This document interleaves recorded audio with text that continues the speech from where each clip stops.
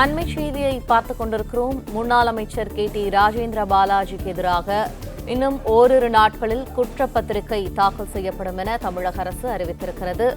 கூடுதல் தகவல்களை எமது செய்தியாளர் ஆனந்த் வழங்க கேட்போம். ஆனந்த், வணக்கம். விவரங்கள். வணக்கம். வேலை வாங்கி தருவதாக கூறி மோசடி செய்ததாக பதிவு செய்யப்பட்ட வழக்கில் முன்னாள் அமைச்சர் KT ராஜேந்திர பாலாஜி உள்ளிட்டோர் மீதான வழக்கில் குற்றப்பத்திரிகை தயாராக இருப்பதாகவும் ஆளுநர் ஒப்புதல் அளிக்கப்பட்டதால் விரைவில் சம்பந்தப்பட்ட நீதிமன்றத்தில் குற்றப்பத்திரிகை தாக்கல் செய்யப்படும் என தமிழ்நாடு அரசின் சார்பில் உச்சநீதிமன்றத்தில் பிரமாண பத்திரம் தாக்கல் செய்யப்பட்டிருக்கிறது. முந்தைய அதிமுக ஆட்சி காலத்தில் ஆவின் நிறுவனத்தில் வேலை வாங்கி தருவதாக கூறி பணம் பெற்று மோசடி செய்ததாக முன்னாள் அமைச்சர் ராஜேந்திர பாலாஜி உள்ளிட்டோருக்கு எதிராக விருதுநகர் மாவட்ட குற்றப்பிரிவு காவல்துறையில் புகார் அளிக்கப்பட்டது. இந்த புகாரின் அடிப்படையில் காவல்துறை வழக்கு பதிவு செய்தது.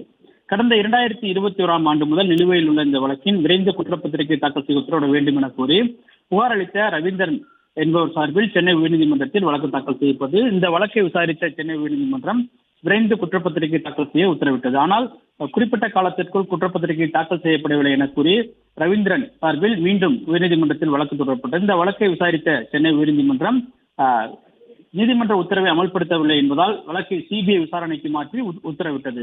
இதனை எதிர்த்து உச்சநீதிமன்றத்தில் மேல்முறையீடு தாக்கல் செய்யப்பட்டது. இந்த வழக்கு இன்று உச்சநீதிமன்றத்தில் விசாரணைக்கு வர இருக்கிறது. அந்த நிலையில் பிரமாண பத்திரத்தில் தமிழக அரசின் சார்பில் தாக்கல் செய்யப்பட்டது. அதில் ராஜேந்திர பாலாஜிக்கு எதிராக ஆளுநர் ஒப்புதல் அளிக்கப்பட்டுள்ளதாகவும் விரைவில் சம்பந்தப்பட்ட நீதிமன்றத்தில் குற்றப்பத்திரிகை தாக்கல் செய்யப்படும் எனவும் தமிழ்நாடு அரசின் சார்பில் பிரமாண பத்திரம் தாக்கல் செய்யப்பட்டுள்ளது. நன்றி ஆனந்த், விரிவான தகவல்கள்.